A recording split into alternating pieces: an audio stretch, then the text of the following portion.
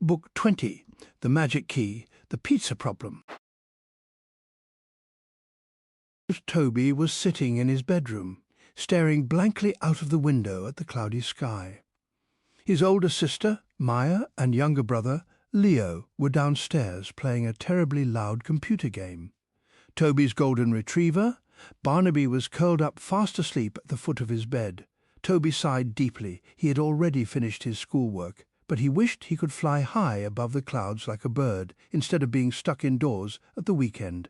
He gave Barnaby's head a gentle pat, dreaming of a thrilling, high-flying adventure. Resting on Toby's desk was a small, dusty wooden box that held their most incredible secret. Inside the box lay a very special, ancient key that they had discovered in the loft. Suddenly, the key began to emit a bright, pulsing golden light that illuminated the entire room. The golden light spilled out of the crack in the box, casting long, dancing shadows across the ceiling.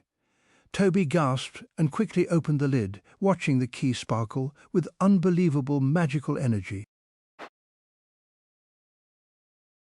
Barnaby, the dog, instantly woke up and let out a soft, curious whimper at the glowing light.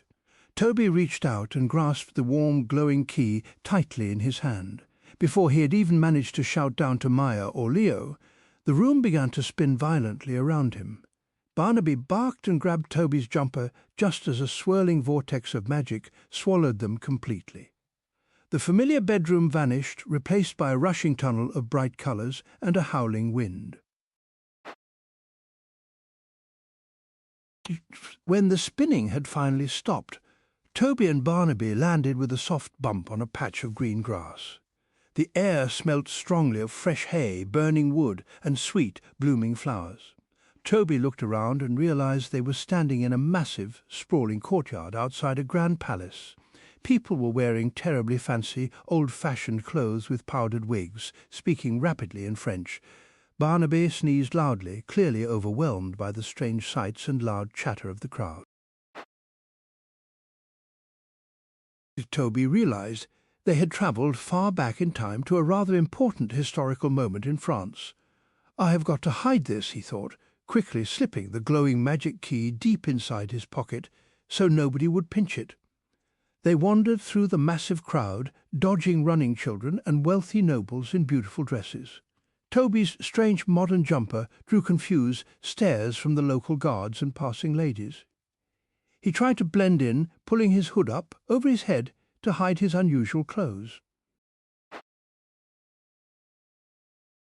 In the centre of the courtyard sat an absolutely gigantic, colourful balloon made of silk and paper.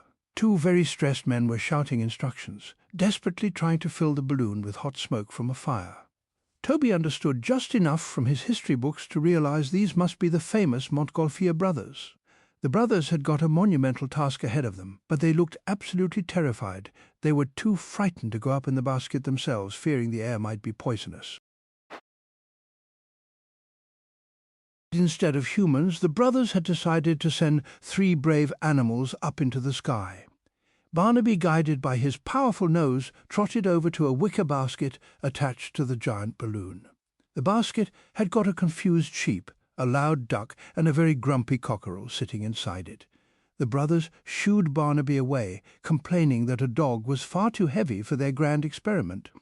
Toby stepped forward, hoping to get a closer look at the historic, magnificent flying machine. One of the brothers looked at Toby and handed him a thick, heavy rope attached to the basket. He desperately needed someone to hold the basket steady whilst they stoked the fire higher. Toby eagerly grabbed the rope, feeling incredibly proud to help with such a monumental invention. He planted his feet firmly on the grass, holding the basket down as the giant balloon began to pull upwards. The hot smoke filled the colourful silk, making the balloon strain wildly against the ropes. Suddenly, a massive gust of wind swept through the courtyard, catching the giant balloon off guard. The heavy ropes holding the balloon to the ground began to snap one by one with loud cracks.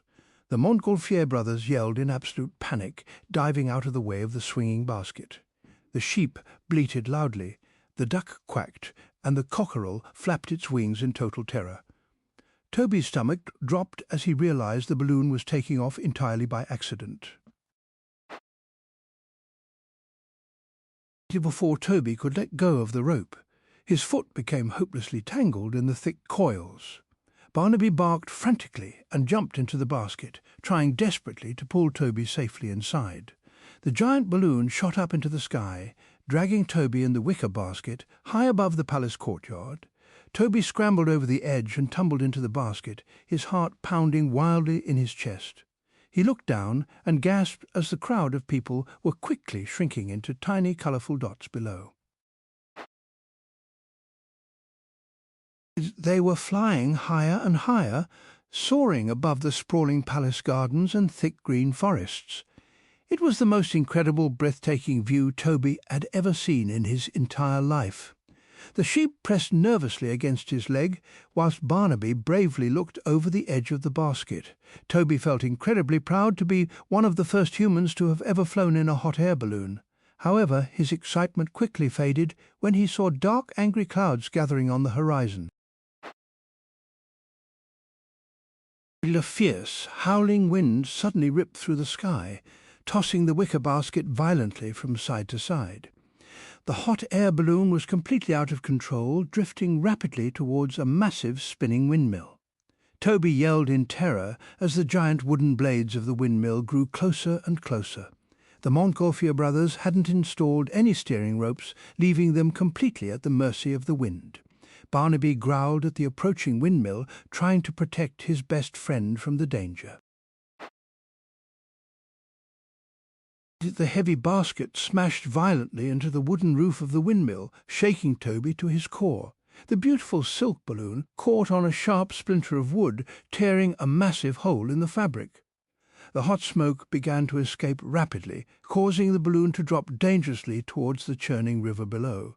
Toby struggled to balance the basket, tears beginning to well up in the corners of his eyes. He wished he had never complained about being bored in his bedroom in the first place. Just as the basket began to plunge towards the freezing water, Toby felt a strange, familiar heat. The heat was coming directly from the pocket of his jumper, warming his freezing hands.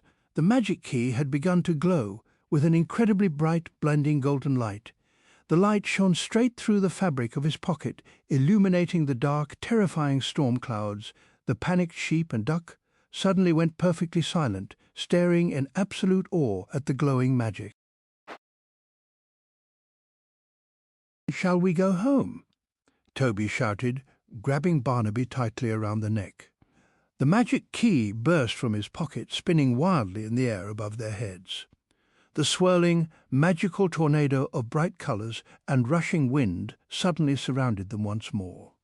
The broken balloon, the spinning windmill, and the freezing river all instantly vanished. Toby closed his eyes tightly as the magic whisked them away from the terrifying falling sky. With a soft thump, Toby and Barnaby landed right back on his soft bedroom rug. The spinning room slowly came to a halt, returning to its normal, quiet state. Maya and Leo were still downstairs, completely unaware of the incredible, high-flying adventure. The magic key floated gently down, landing softly back inside its dusty wooden box. The bright golden light faded away, returning the key to its normal, dull brass colour. Toby let out a massive sigh of relief and gave Barnaby a very long, tight hug. He looked out of the window at the cloudy sky, which didn't seem quite so boring anymore. He could still feel the rush of the wind and smell the faint aroma of the wood smoke fire on his jumper. It had been a terrifying escape, but an absolutely incredible journey through the history of flight. Toby carefully closed the lid of the wooden box, keeping their magical secret safe once again. He picked up his notebook and began to write a story about his adventure with newfound excitement. "You needn't worry, Barnaby. The world shall soon hear about the brave boy who flew with a sheep," Toby whispered. Barnaby simply yawned, licked his chops, and went back to sleep at the foot of the bed. It had been just another extraordinary day. all thanks to the incredible power of the magic key.